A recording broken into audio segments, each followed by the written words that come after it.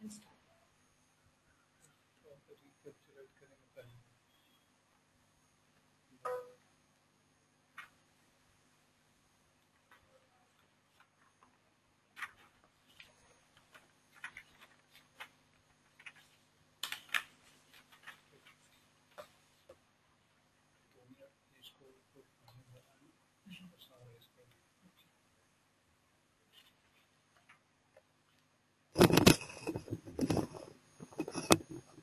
Hello.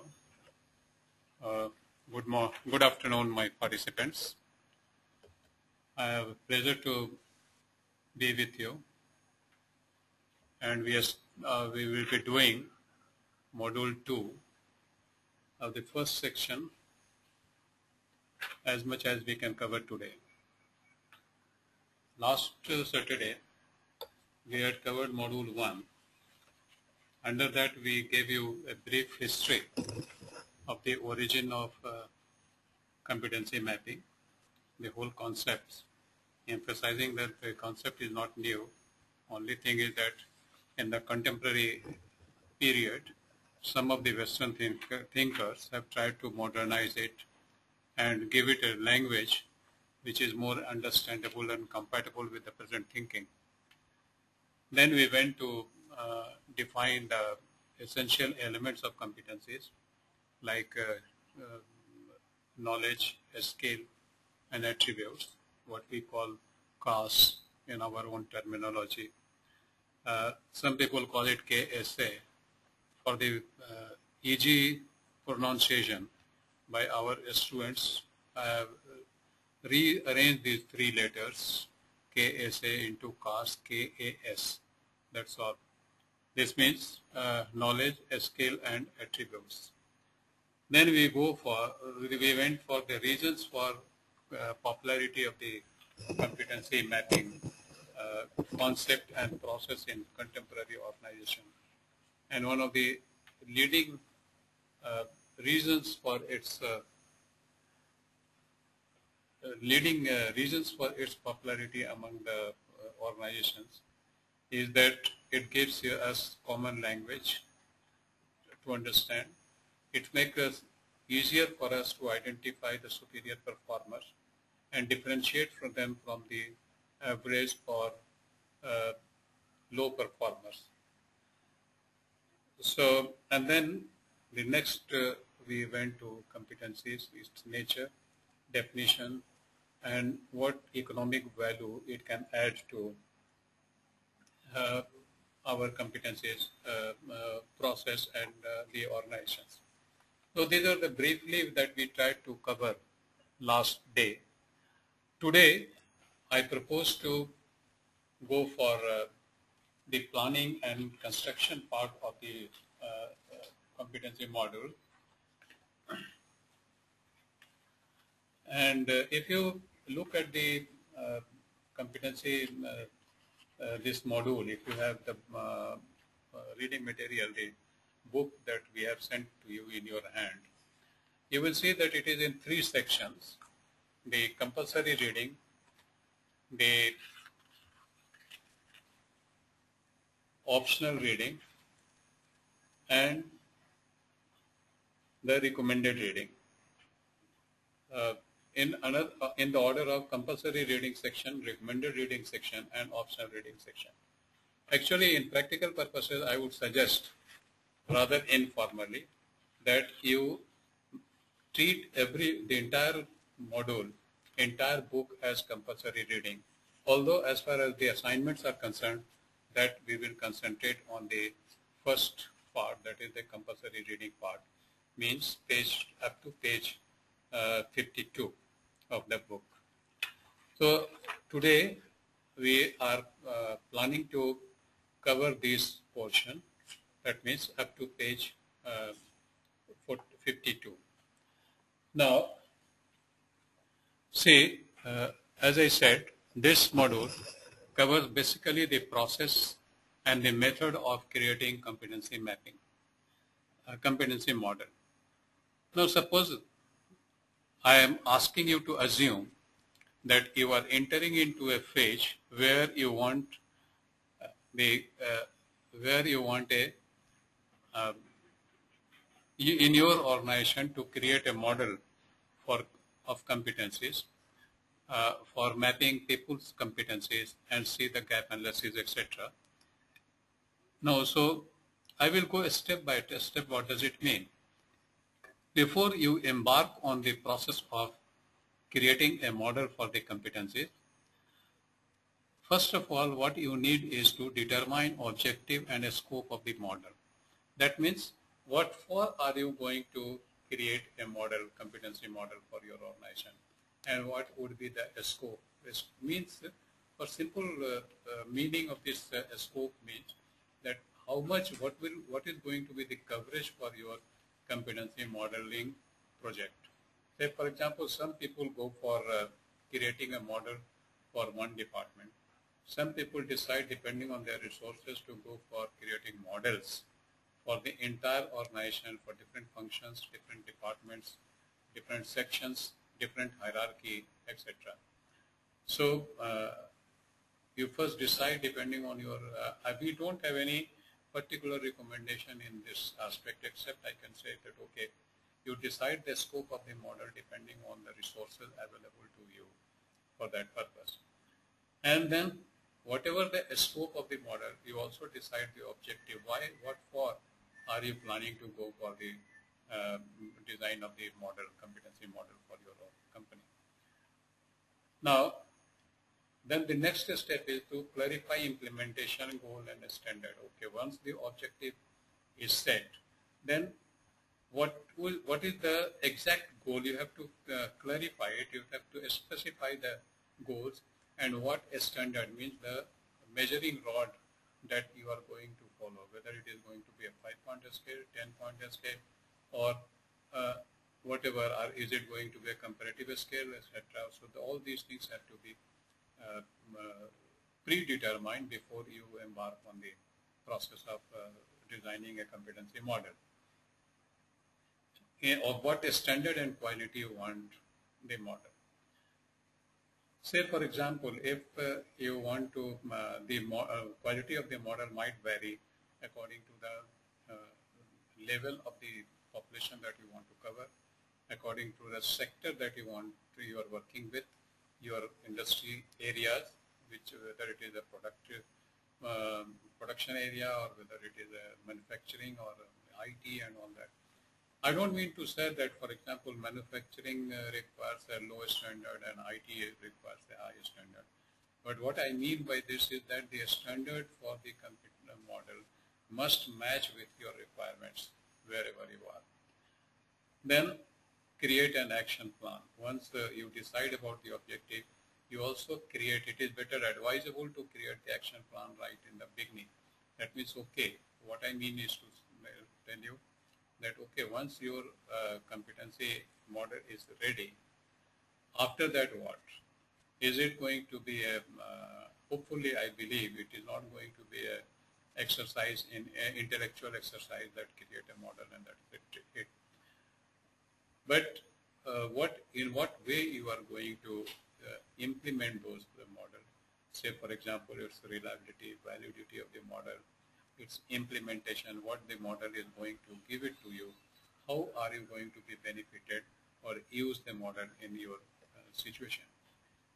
Then, including all these things, what tasks are to be involved, who will carry out what, who will do the competency mapping, who will do the exercise, who will do the implementation, who will be the in charge, project in charge, and all those things must be pre-decided before you enter into the process of actually designing the model. When must, and you also make a time framework, exactly what is the time framework for your completion of the model, so that the next step is also well planned out. So this is the preliminary information about the competency model.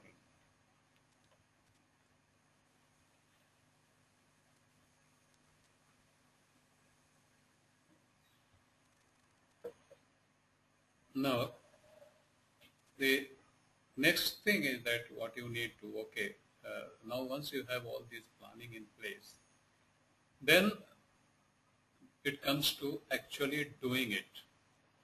So now again, when you have started doing the competency model, you will need to define performance effectiveness criteria. That means what is the level of performance which you would consider as effective and as non-effective. Then again you may have a still classifications like non-effective, effective and superior performance. So all these criteria have to be decided before you are designing their model.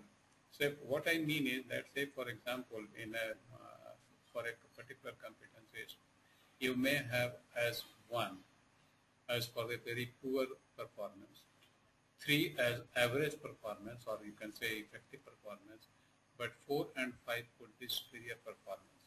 So depending on how much an employee achieve on a particular criteria, thereby it will be possible for us to decide where the person falls, whether he is a poor performer or a so-so average performer or a superior performer. But this criteria has to, that means criteria has to be defined means what we mean by 1, that is poor performance. It has to be spelled out in language, apart from the scale of in digital scale 1, 2, 3, 4, 5. We also have to define each of these scale point in language. So what we mean by 1, what we mean by 2, what we mean by 3, or what we mean by 4 or 5. Say for example, if a person is designing a ball bearing. Now, say for example, you can say that okay, if a person is manufacturing 1,000 ball bearing, 1,000 bearings in one day, he is a poor performer. But if he designs 5,000 if he is manufacturing 5,000 bearing in a day, he is an average performer. But if he goes beyond 5,000, maybe 6,000 or 7,000 bearing manufacturing on one particular day, he is a superior performer. So this way we have to define each 1, 2, 3, 4, 5 if it is a 5-point scale. So whatever scale you might be using for the designing of the competency model, the important thing is that this each scale point has to be properly, fully defined. We also call it, later we will come to it, that we also call it competency dictionary, which comprise, apart from other things, definition of the competency, that also comprise of the definition of this point scale. Then you also have to identify criterion sample. Say for example, this will again be useful at a later stage when we want to go to check the validity of the competency model. So that means what we should also have a sample, as the example I was just now giving you, 1,000 bearing manufacturing. This is an example of criteria that okay, what we mean by low performer is that he should be able to manufacture a bearing between 1,000 to say 4,000, and so that will be the criterion sample. So and then we can identify those people who are manufacturing 1,000 to 4,000. They will be forming as our sample, as individual sample, and then we can do further study to validate our competency model. So this way we will have to identify certain numbers of people as to who meet, who exceed, or who fall below the established performance criteria. This will be useful, as I said just now, I repeat, this will be useful in validating the competency model. And then the third stage comes about planning for the data gathering, how we will collect the data, what data collection methodology, sources should be used, what should be the data collection, whether we are going to do the BEI, whether we are going to the sample survey, whether we are going to use a psychometric test. All these methodology are also to be planned in the beginning stage. I hope so far I am communicating well to you. If you have any problem, I will suggest that please use your chat box and give us a message that okay, For example, I might be going fast. You can always say that, okay, I need to be a little slower, and if you have any question, any doubt, please come to us on the chat. We will try to answer you as far as possible.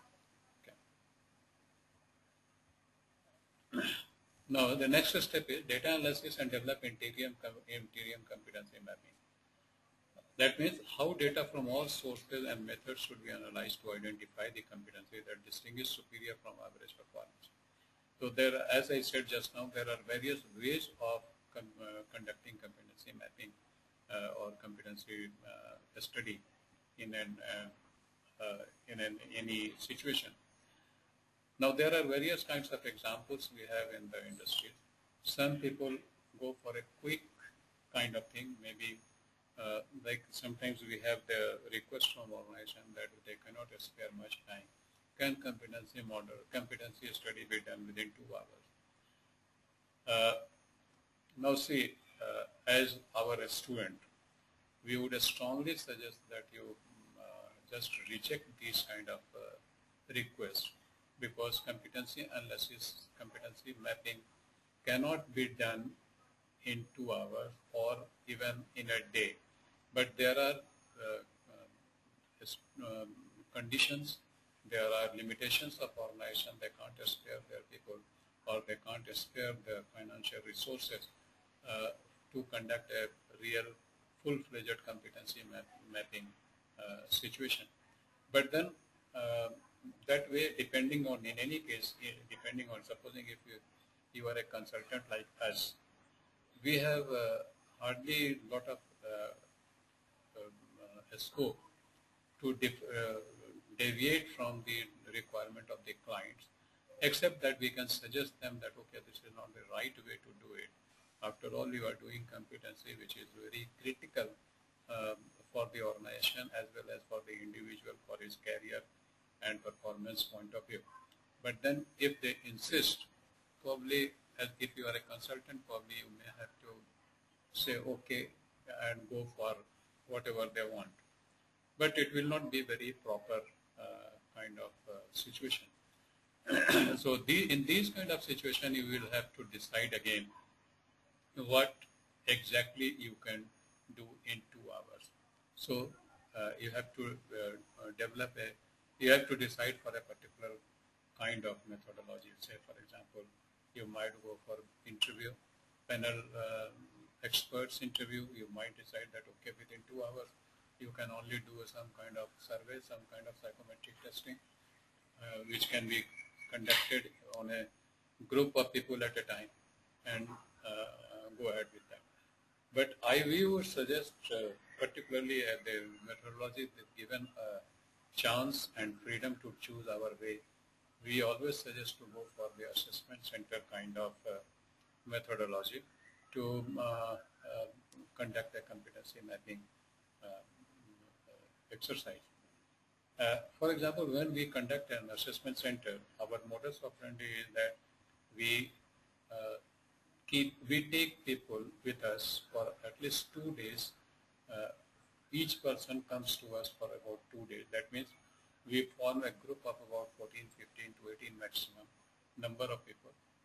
And this number of people, 18 people group, they are exposed to the competency mapping process for 2 continuous days. And when it is for 2 continuous days, we have freedom to apply multiple tools to do the competency mapping. For example, we can go for the psychometric test, we can go for the some other kinds of business games, we can go for the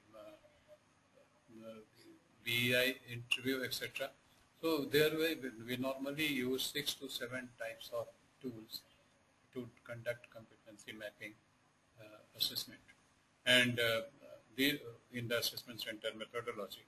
And this, so far our experience is that this is one of the best approach to conduct a competency mapping exercise, because we get almost 100% accuracy in analyzing the participants' over there, the target group. But before that, what we need is that when we are selecting 7 or 8 or 9 tools, we must at the same time decide what kind of data these tools will be generating, and also when the data are generated, how they are going to be analyzed. That is very critical, because if the data, many times it happens that the data in itself may not be of much use unless they are properly analyzed with a particular suitable planning. So it may be a statistical planning, it may be just whatever that you do, but it must be fully, properly planned as to how the data generated after the assessment will be analyzed and conclusion be drawn.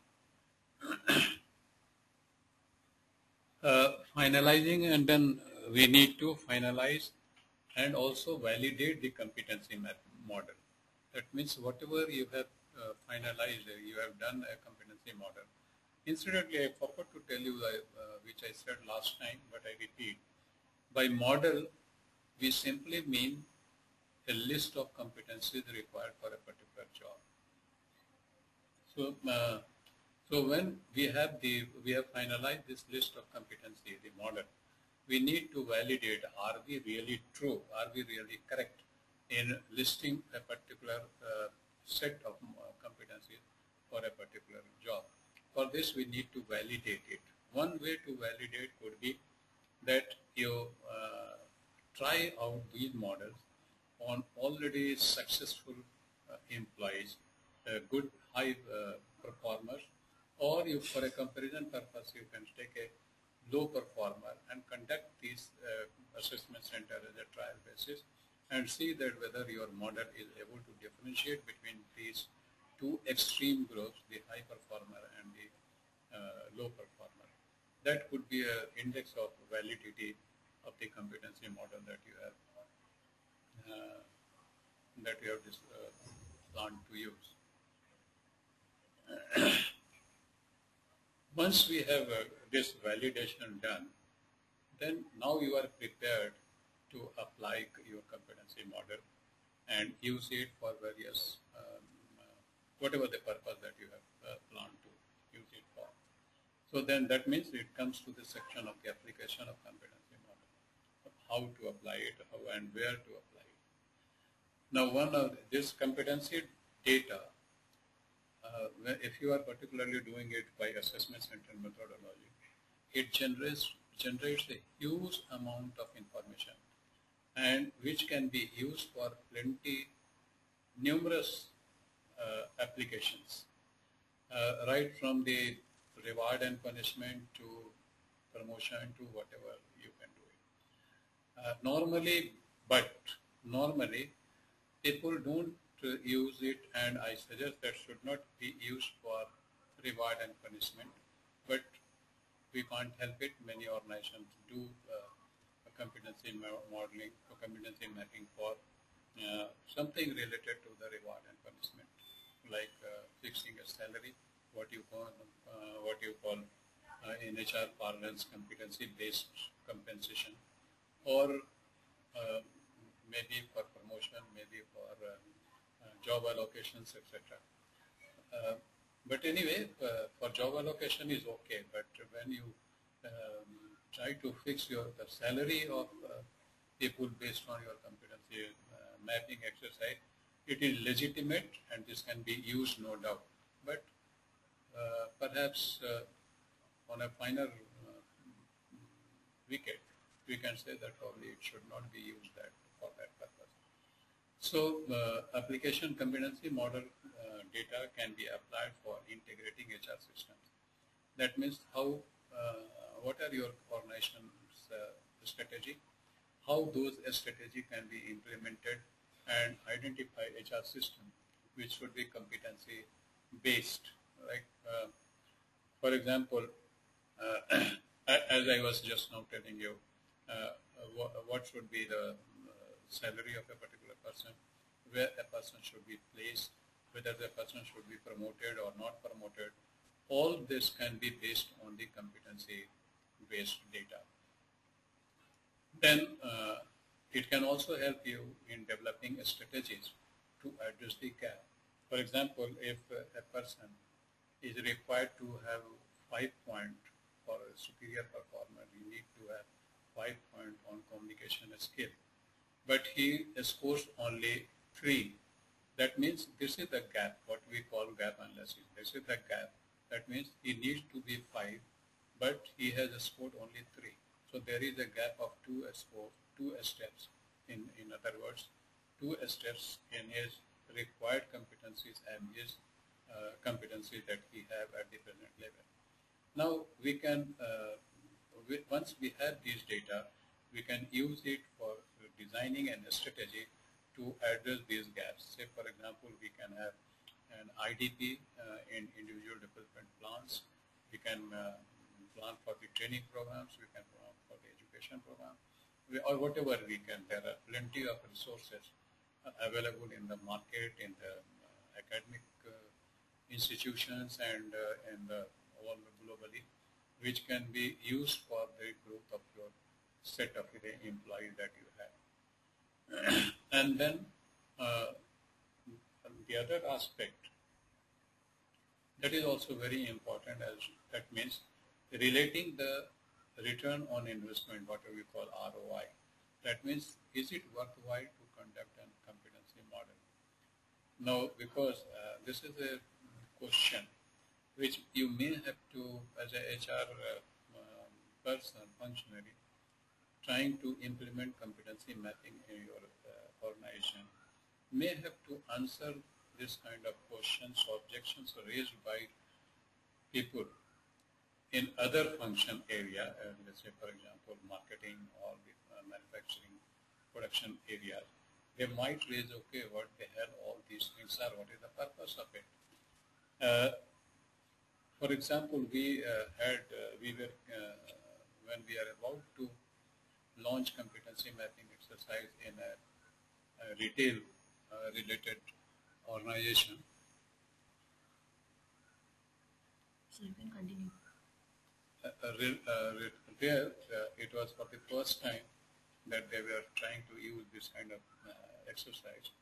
There were a lot of opposition by some people, particularly those who were in marketing. This is, as I told you, this is a retail organization. So naturally, marketing people had a big stake, and they were very apprehensive. And I overheard one of the head of the marketing in the company saying, okay, let us see. I'm just paraphrasing what she said. She was saying to one of his colleagues, okay, let us see. If you understand Hindi, I can tell you in Hindi because she was talking in Hindi. She said, अच्छा देखते हैं क्या होता है इसके बाद. That means for those people who don't understand Hindi, I can translate. She said that, okay, let us see what benefits it brings ultimately. We have seen so many such exercises. Sarcastically, she was saying, we have seen so many such exercises everywhere where nothing happens actually. So what I mean is this is a very common kind of situation where you may have to face this kind of questions, and all these questions calls for justifying the investment being done. Why, say for example, if you are asking for say X amount of money, there could be many questions why this X amount of money be invested in an exercise about which people are not sure about the outcome. So you have to justify, you have to have a plan to give a clear return on investment figure that, okay, this is how probably we need to do it. So all these things are important before you plan for the competency mapping exercise. Competency mapping exercise. I stop here for a minute. If you have any question, please come.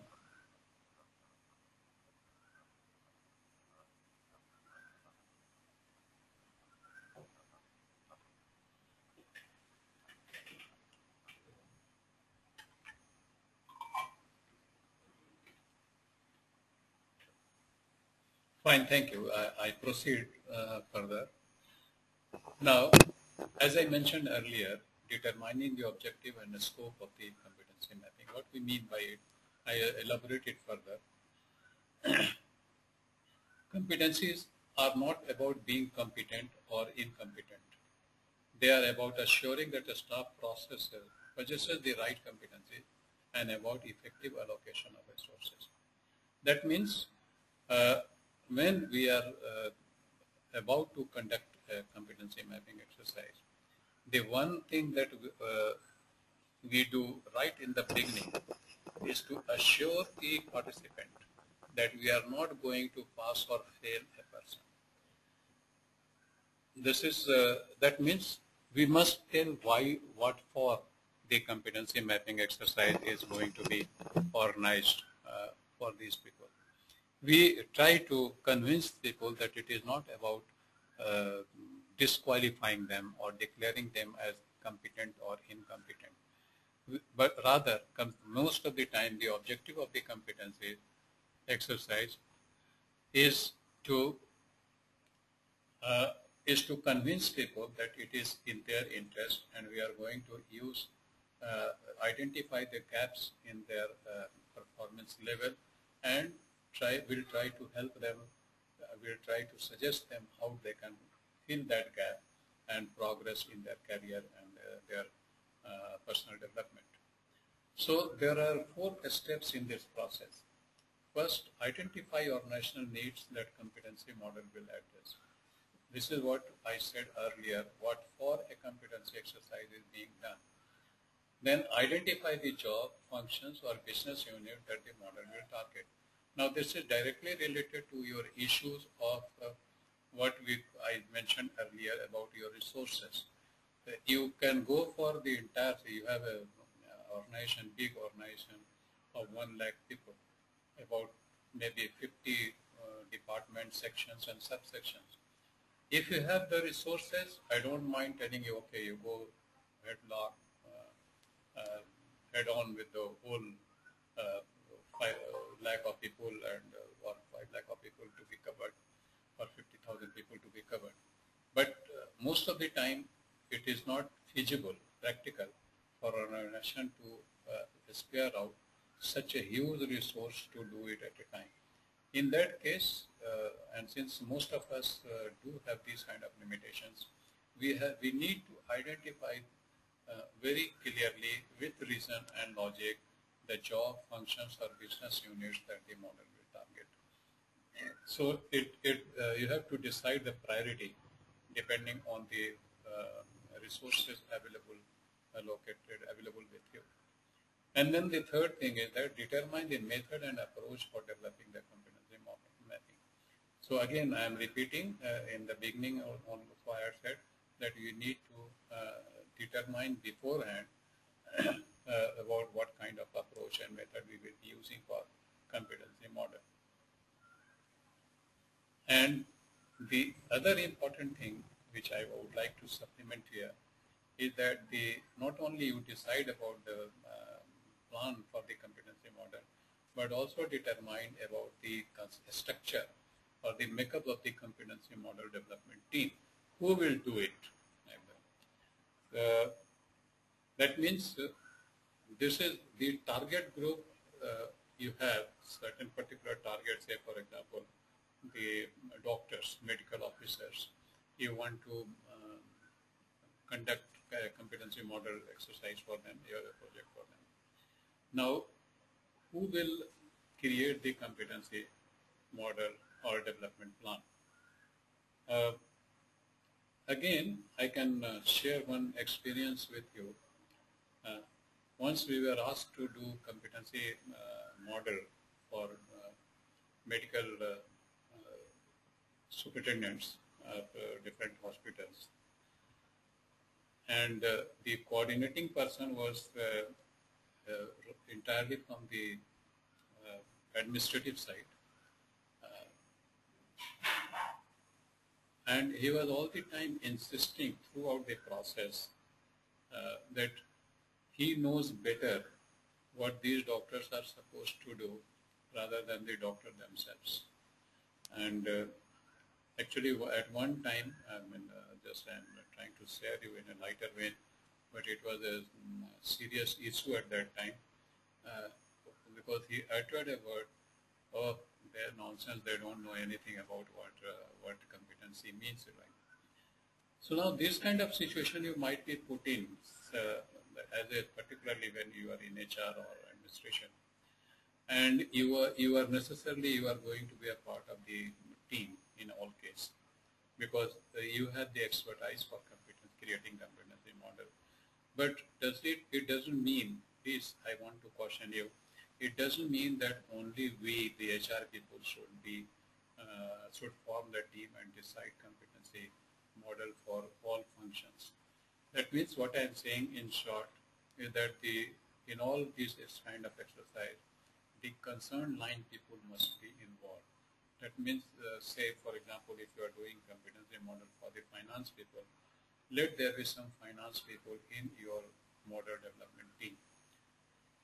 But one caution again you have to take is that these people whom you are going to include in your team must also be knowledgeable person. That means we don't include people who are only going to be a silent spectator in the discussion group or in the survey or in the creating of the competency exercises, but they should be knowledgeable enough to really help you to contribute in the whole process of competency model exercise. So select some of these knowledgeable people from each function, and then of course HR people will be there. You can also include some external expert. So primarily three kinds of people should be there in the team: the HR people, the functional people involved, and external experts. And don't forget to include some of the senior people from the organization who may not be competency expert but should be uh, maybe in a decision-making process who will be ultimately in a position or who will be having the responsibility of actually implementing the whole idea of competency mapping in the organization. So this is my very general kind of suggestion about the makeup of the team that you need to do when you are planning for a model development team.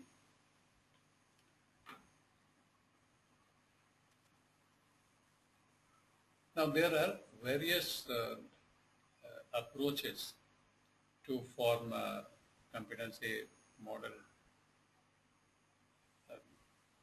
and there are strategic differences in those approaches. Say for example, there are one approach is to form broad competency model, or there could also be an approach to form narrow competency model. That means, what we mean is that you might have seen some competency models in a particular organization being implemented across the board. That means the entire one model applicable to the whole organization. That is what we mean by broad kind of model. That means there is a general kind of what we call a generic, in other terminology we also call generic model. That means there is a model of say 10 or 12 competencies which people believe that applicable to the entire organization. So this could be a broad kind of model. There could also be a narrow model like that. You can have a competency model for a particular group of people or particular group of departments, or maybe just for one department. Say for example, give an example of finance people.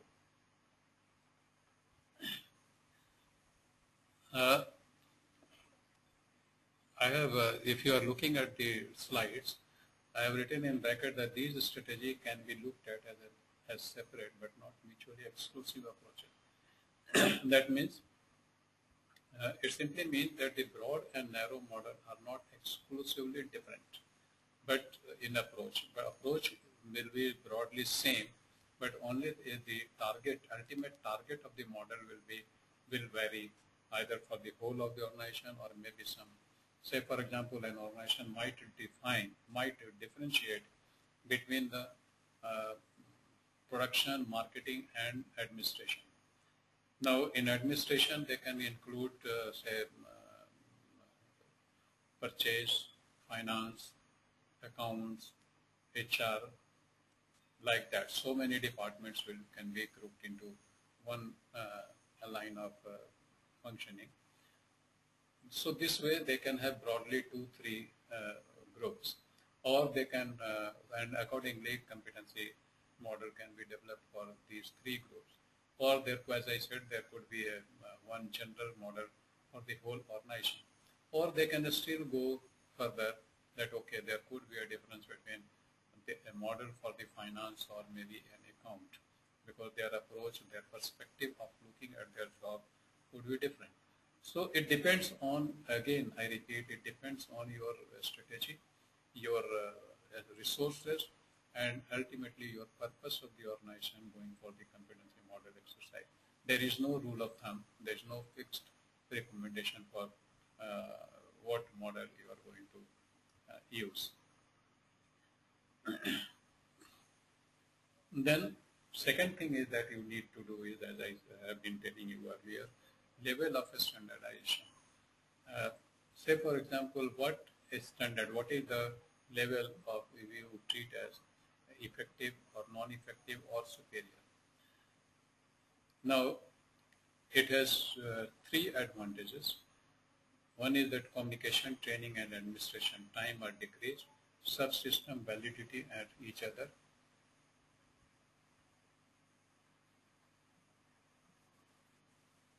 and the subsystem reinforces each other. That means communication, it facilitates communication, subsystem validate each other and reinforces each other. So these are the benefits of all these things. And then coming to the scaling approach, there are various approaches for scaling, or any psychologist or social scientist will tell you about the various scaling techniques. It's a science in itself. But broadly, here we will talk of broadly 3 more popular, I would say more popular, but probably more scientific kind of scaling technique. And one of the most important among them is the behaviorally anchored rating scale. Behavioral anchored rating scale is very similar to what you call BEI, or what you call the kind of behavioral based scale. What we mean is that it is very similar to what Atkinson or Macmillan had talked about in TAT and all that. So behaviorally anchored rating scale means simply you have a, like for example, you might have seen many questions like a type of or yes no type of say. So for example, I can ask a person, do you believe that honesty is the right thing in life? Now you can ask just yes and no. So this is a yes and no kind of question, scale. 0, 1 kind of a score can be given.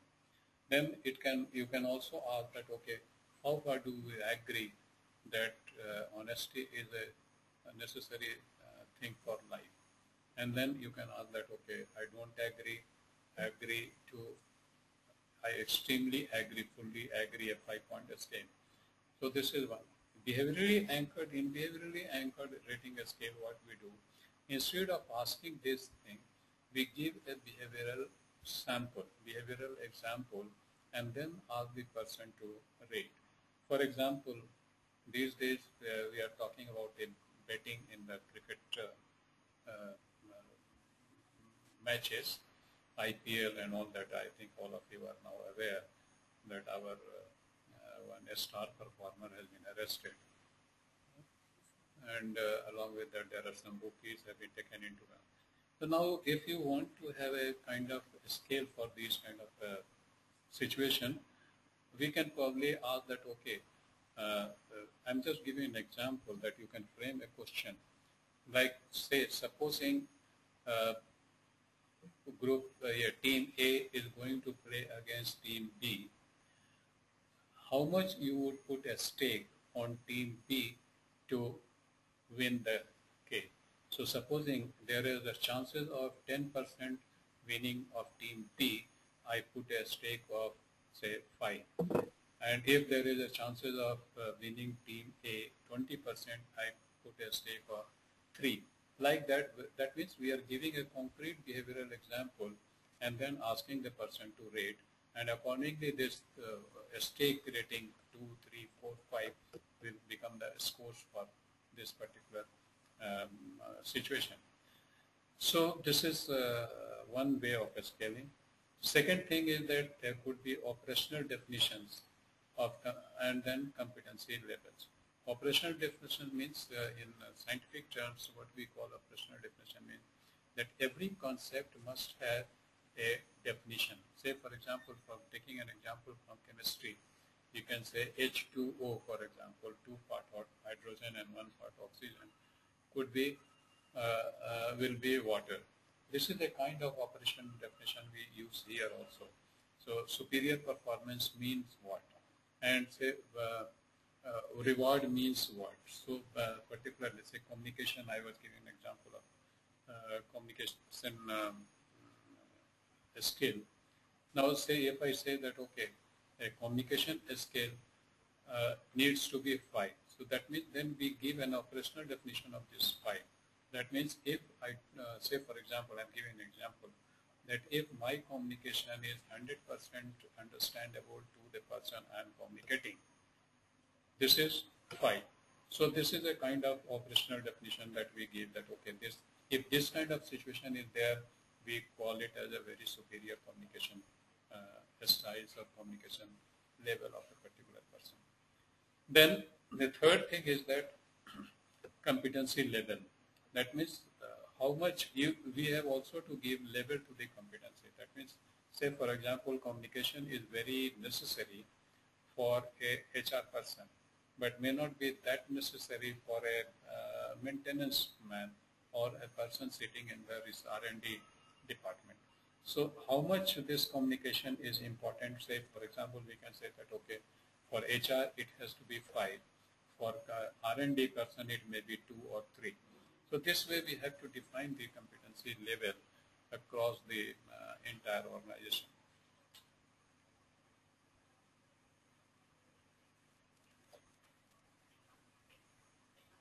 Now I also mentioned earlier that there need to be a makeup of the competency model development team. That means how the, as I said earlier, how the competency model development team should be made. Who should do the competency model? I have already talked about it. Individual, for example, here I am summarizing them. Individual who will be responsible for implementing and using the competency model. They should be there. Key stakeholders who will be affected by the project. Say, for example, as I was giving an example of the doctors. So some doctors should be there. And then a visible sponsor, as I said, that some top people should be there who has sponsored this, who will give you the support in implementing this. And then the outside consultant, we have already talked about all these things.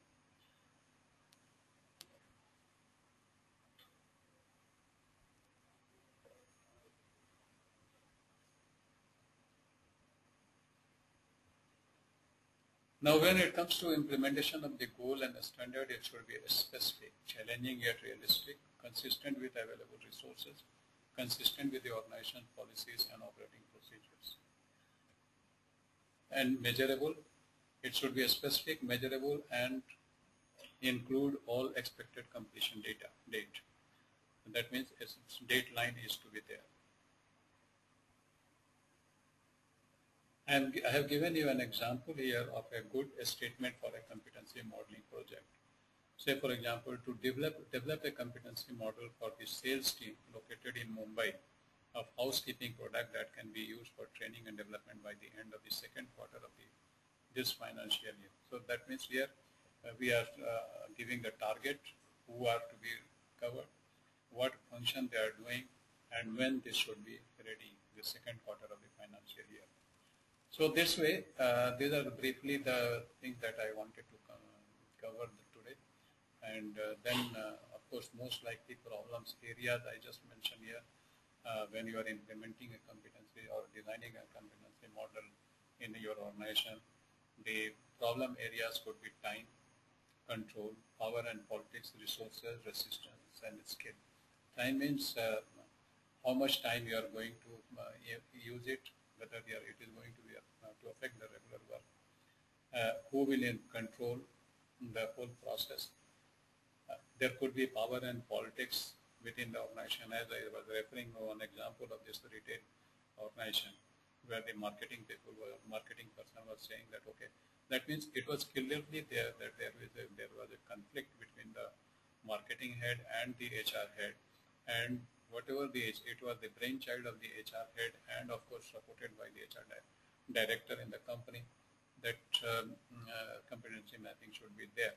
But the other person, the director of the marketing, they were not, HR director and the marketing director, they were not going along properly, friendly, they were not friendly, and so she had a stake in that, a kind of personal stake to oppose the whole process.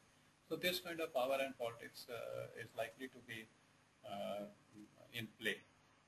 And then resources, what are your resources, the people and the money, and okay, all these things are there.